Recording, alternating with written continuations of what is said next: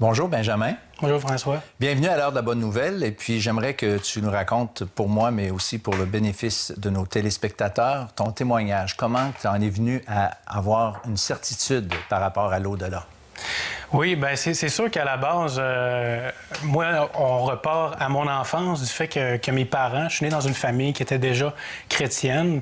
C'est sûr que ce que j'entends par chrétien, c'est pas nécessairement le sens généralisé qu'on entend tout le temps aujourd'hui, mais bien des chrétiens selon la parole de Dieu. Donc, c'était des personnes qui avaient accepté le message que la Bible transmet, puis ont décidé justement de nous élever selon ce message. Donc, c'est sûr que moi, depuis ma plus tendre enfance, d'une certaine façon, j'ai grandi avec la Bible tout le temps.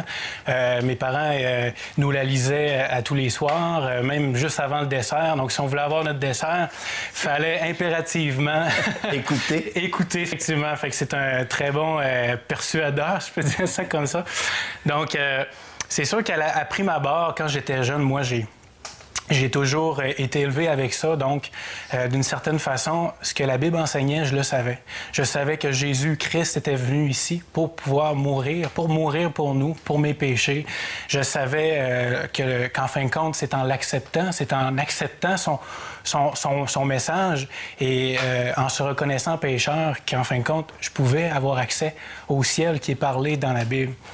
Mais c'est sûr que quand on est jeune, à prime abord, on accepte ce que nos parents ils nous disent, puis on prend ça pour acquis sans trop se poser de questions. C'est normal. Exactement. Donc, c'est sûr que c'est un cheminement sur quand même quelques années, le jour où, en fin de compte, on est capable de penser par nous-mêmes, prendre nos décisions, puis surtout qu'on se fait confronter face au monde qui nous entoure, autant l'athéisme, le relativisme, etc., qu'à un moment donné, on se dit « Oh, finalement, je suis peut-être tout seul aussi à penser comme ça. On est peut-être...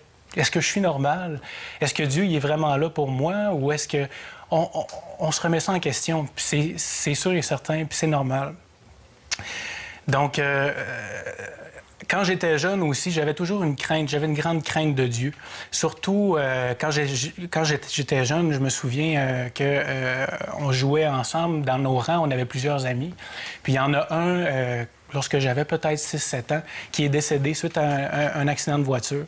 Donc, c'est sûr que ça m'a fait réaliser que même jeune, je suis jeune, que je peux partir n'importe quand. Puis, n'importe quand, en fin de compte, je peux mourir, ça peut arriver très, très, très rapidement. Donc, j'avais toujours une crainte de Dieu par rapport à ça. Puis, c'est en grandissant, en ayant des amis aussi, parce que j'étais pas tout seul, on s'entend. Donc, il y avait d'autres personnes autour de moi qui étaient dans la même condition, qui étaient dans des familles chrétiennes, qui, eux, avaient été élevés aussi selon la parole de Dieu, qui en est venu au même point que moi, puis qui ont fait des choix. Puis, à cause de cette crainte que j'avais là, je me suis tout le temps dit, ça me tente pas de mettre Dieu en colère face à moi. Je voulais pas... Ça me tentait pas de faire comme les Hébreux dans l'Ancien Testament, de se détourner puis se faire remettre par le Seigneur sur le droit chemin. T'sais. Fait que j'ai vu que j'avais cette crainte-là. Je me suis dit, moi, je gardais un statu quo. Fait que je me suis arrêté, puis j'ai dit, je m'engage pas. Ni d'un bord, ni de l'autre. Ni d'un bord, ni de l'autre. Tu vas rester stand-by un peu, là. Je regarde. Puis en même temps, mais c'est sûr que mes parents étaient là. Le Seigneur agissait dans la vie de mes parents. On agit dans la vie de mes amis aux alentours. J'ai vu des amis aussi qui ont décidé de faire un choix, de retourner au plaisir que le monde nous offre, autant l'alcool, la drogue ou peu importe.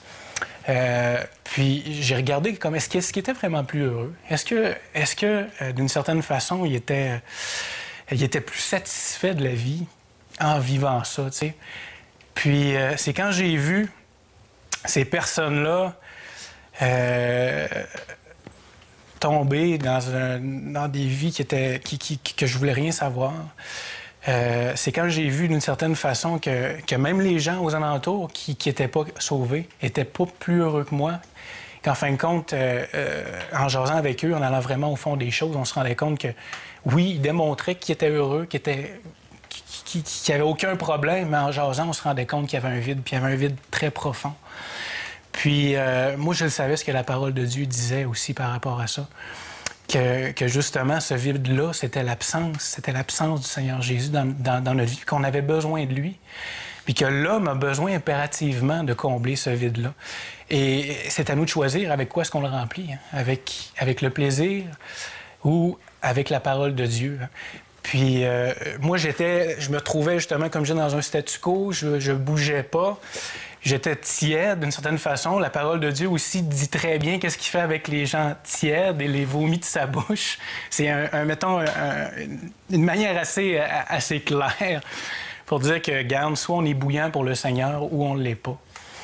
Puis je me suis ramassé, moi je l'appelle tout le temps à la limite, face au fossé. Je tanguais entre est-ce que je prends position pour Dieu ou je ne prendrai pas position. Puis, parce que tu as compris qu'il fallait prendre une décision. Exactement, c'est ça, effectivement. Il faut prendre une décision parce que on ne peut pas servir 2 maîtres à la fois. Puis là, la Bible est très, très, très claire là-dessus aussi. Puis, il y avait un verset, moi, qui m'avait marqué quand j'étais jeune. C'était dans Isaïe qui dit « La femme oublie-t-elle l'enfant qu'elle allait? Oublie-t-elle le fruit de ses entrailles? Ben moi, je ne t'oublierai point. » Puis moi, je voulais que cette bénédiction-là soit pour moi aussi. Puis en étant père de famille aujourd'hui, je sais c'est quoi, comment une femme qui a un enfant, la proximité qu'elle a. Moi, je dors, puis je l'entends jamais pleurer ou pratiquement jamais pleurer, mais là, aussitôt qu'il fait un son, ma femme, c'est pas long, elle se lève, puis elle sait exactement que l'enfant a besoin. Moi, je voulais que le Seigneur soit là comme ça pour moi. Puis c'est pour ça que j'ai accepté le Seigneur, je l'ai accepté dans ma vie, mais je me suis consacré à lui aussi. Je me suis dit, bien, je vais aller de l'avant. Tu as pris une décision. J'ai pris une décision il s'est passé quelque chose à un certain moment donné. Puis j'ai dit au Seigneur, regarde, moi, je veux marcher pour toi. Puis je veux avancer selon ta parole. Puis j'accepte ce que le Seigneur Jésus a fait à la croix pour moi. Ce sacrifice qu'il a eu, moi, je le prends, puis je le prends pour moi personnellement. Puis je me suis fait baptiser vers 16-17 ans par la suite. Puis le Seigneur m'a tout le temps béni par la suite. C'est sûr que c'est pas toujours facile. C'est sûr que c'est pas facile d'être chrétien.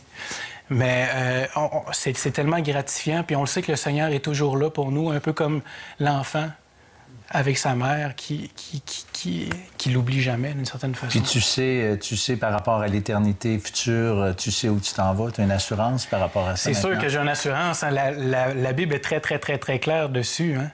Donc, on a part à l'héritage qui est justement le ciel. Puis que si on meurt demain, si je meurs demain, moi, je sais où est-ce que je m'en vais. Puis c'est sûr que moi, je souhaite ça à tout le monde. Puis je suis jeune. Puis souvent, même, ça fait bizarre d'entendre un jeune parler de ça. Mais il n'y a pas d'âge. Il n'y a pas d'âge pour venir au Seigneur. Puis même quand on est jeune, c'est là qu'on peut servir. Puis on peut servir ardemment parce qu'il nous reste encore beaucoup de temps devant nous. Tu n'as pas tout hypothéqué ta vie. Non, effectivement. Puis j'en remercie beaucoup le Seigneur pour ça aussi. Quand je me suis ramassé sur le bord du précipice, je pouvais sauter si je voulais. Je ne sais pas où j'en serais rendu aujourd'hui. Mais ce que je suis sûr, c'est que j'ai pris la bonne décision. Ça, c'est sûr et certain. Hey, merci beaucoup, Benjamin, pour ce beau témoignage. Bien, ça m'a fait plaisir.